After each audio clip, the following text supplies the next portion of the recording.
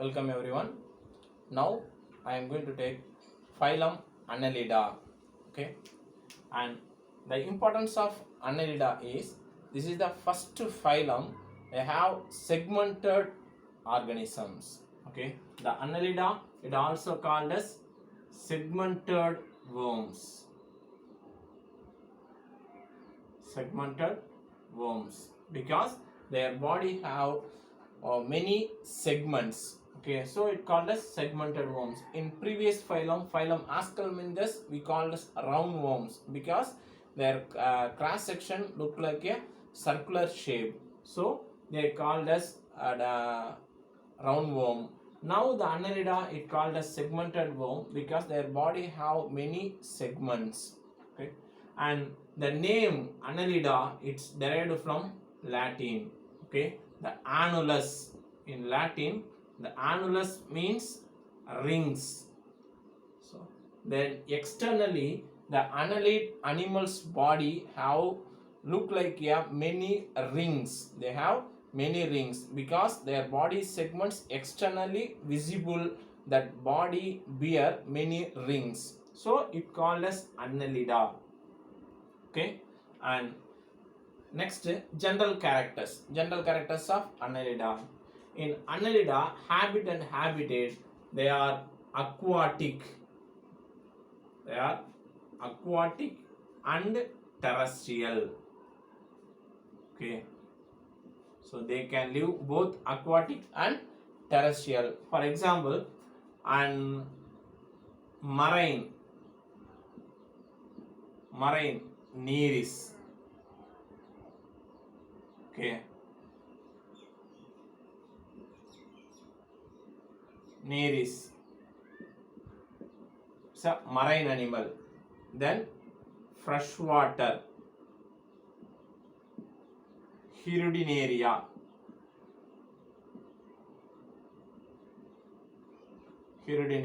It also called as leech. Okay. And as well as terrestrial earthworm. So these are all the some examples, certain examples of annelids. Okay, they can live both aquatic and terrestrial. Okay, and next the general characters, they are all triploblastic. Three germ layers, ectoderm, endoderm and mesoderm, and also they are all bilateral symmetry.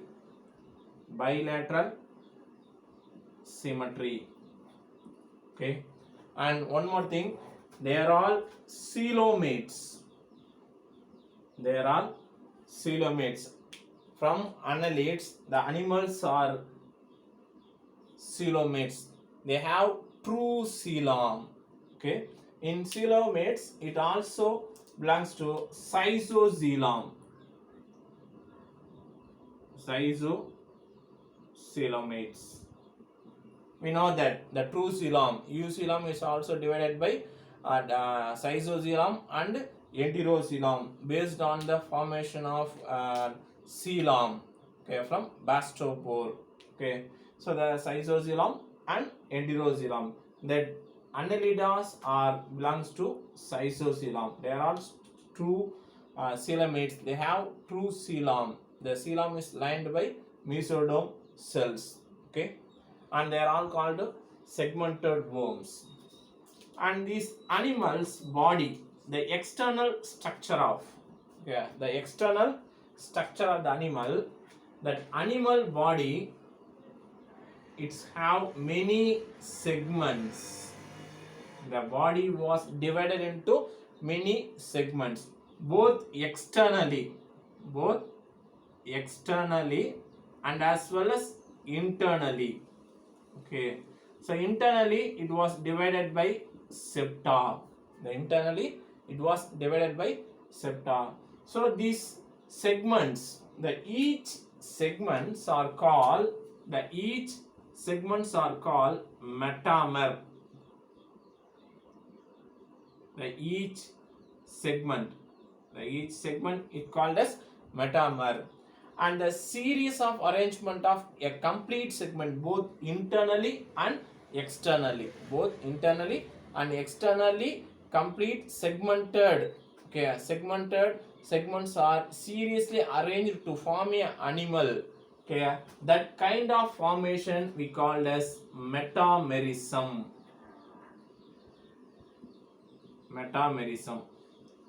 Okay, it may be asked as a one mark question. Metamerism.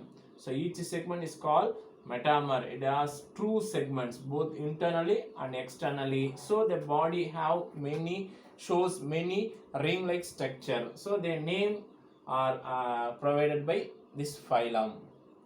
Okay, and this arrangement is called as metamerism. And next, and their body movements, the animal have a locomotion, free locomotion. They have free locomotory function, and based on that, certain type of muscles are present in their body. It helps the movement of animal. In this animal, it has two type of muscles, circular and longitudinal. Circular and longitudinal muscles are present in this animal. It helps to movement of animal. Okay, so by this movement it can locomote. Okay, so it can move one place to another place. Okay, by using of circular and longitudinal, two types of muscles. And that locomotory organs also differ in different organisms in this phylum. For example, in Nereis, okay, it has parapodia. Is a locomotory organ. Parapodia. In their each segment they have a parapodia. It used for locomotion. Okay, and in earthworm, they have body CT, chitinous body CT. It also used for locomotion.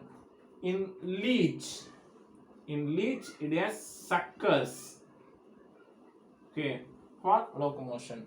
In leech is a freshwater. It acts as a it lives as a parasitic life. It lives a parasitic life. It was attached into the animal body to suck the blood sucker. It sucks the blood through suckers, and also it used locomotion, these suckers. Okay, and so these are all the certain and locomotory organs in these animals. Okay, then next, there are level of organization. The organism, the phylum Annelida, level of organization is organ system. Organ system level of organization. Organ system organization. Okay.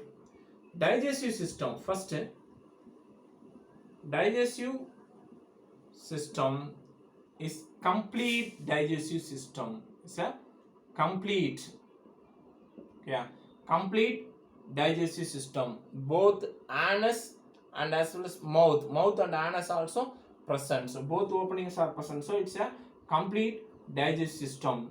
And digestions are extracellular digestion. Extracellular digestion. The digestions are extracellular digestion. Okay, then next, and circulatory system. Circulatory system. In circulatory system, it has a closed type of circulation. Closed. We know that closed type of circulation. That closed means that blood was flow into a small tube. Okay, at maybe a vein, like a vein or artery or capillaries. The blood was flowed into a tube. Okay, so that kind of system we call as closed type. Okay, the Annelida have closed type of circulation, and the blood pigments are present in these animals are hemoglobin. Hemoglobin pigments are present in their blood, and also erythrochlorochronin. Erythrochlorine. Erythrochlorine is also present in this animal's blood. There is no RBC. There is no RBC in this blood. Okay.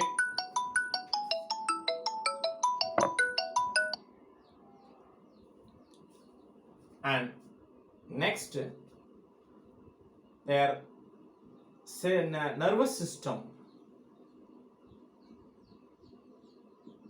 Their nervous system, they have a paired ganglion.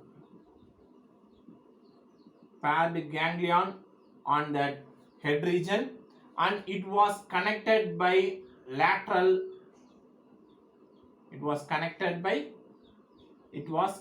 into lateral nerves to double ventral nerve cord. Double ventral nerve cord. Okay. And here the cephalization. It starts from this phylum. Cephalization means the formation of head. The formation of head was start by formation of head. Cephalization, it starts from this phylum. Okay, the head region have a sum of sensory organs, and also they have double paired ganglion like brain, and it was connected into double ventral nerve cord through lateral nerves. Okay, then the respiration of organisms through cutaneous. Okay, through skin, and excretion. The excretion of these animals, the animals have the coiled tubes. They called as nephridia.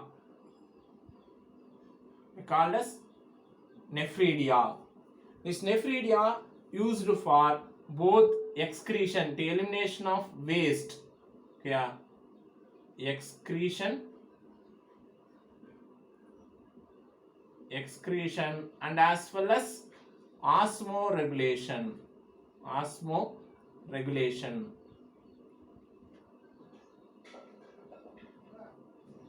Okay, then next, these animals are not have skeletal system. There is no skeleton, absence of skeleton, and they have a true coelom. The coelom filled with coelomic fluid. It acts as a skeleton. It called as a hydroskeleton to maintain the body. Okay, and next, reproductive system. In reproduction, many animals are dioecious. For example, leech, Hirudinaria. Leech is a dioecious.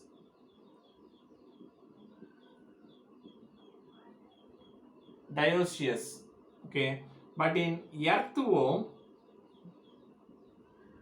it was monoecious. Yeah, leech was dioecious, earthworm was monoecious, because earthworm have both male and female sex organ present in the same animal, but in leech it has sexes separate, leech and as well as nereis. Okay, both are dioecious. Then Reproduction is sexual reproduction. The fertilization is internal fertilization.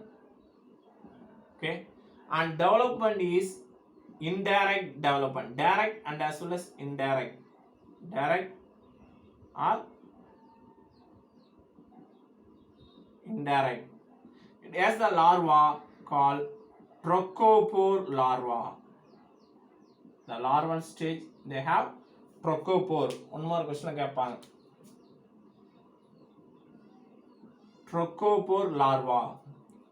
Okay, and these are all the general characters of Annelida.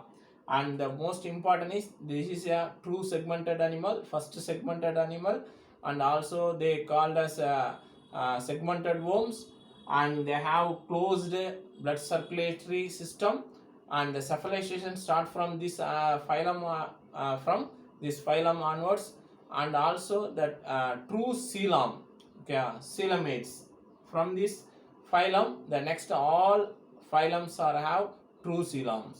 Okay, so these are the some important characters of Annelida. Thank you.